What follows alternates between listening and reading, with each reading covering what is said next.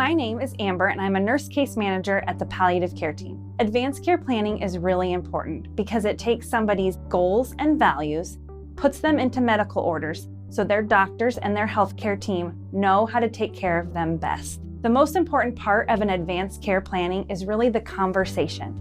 First, you need to name who is going to be your decision maker if you couldn't.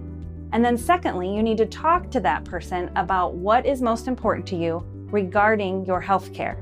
And then it's important to get those things documented so that your healthcare team can know what your wishes and goals are when a crisis arises or you get very sick. Oftentimes we get asked, why would I need an advanced directive?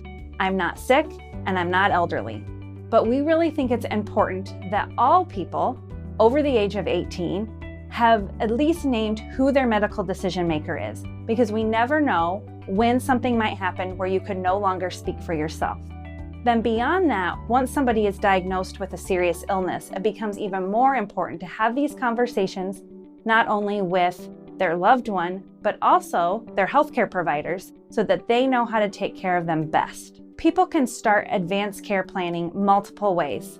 They can start with their primary care physician. They can get an appointment with palliative care, and some people choose to do some of that planning with their lawyer. The first step is naming who they would want to be their power of attorney for healthcare, and that is why on April 17th, we are going to give you an opportunity to start that first step of naming who you would like to be your decision maker when you're no longer able to make decisions for yourself.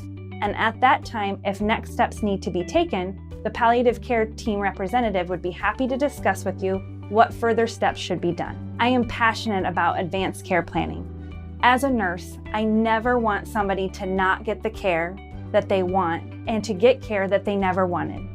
Oftentimes in healthcare, just because we can do something to somebody doesn't mean that we should or that patient would ever want that care done. And the best way to prevent all of that from happening is to sit down when there's not a crisis and talk about what's most important to that person and make sure that their medical treatment would align with that.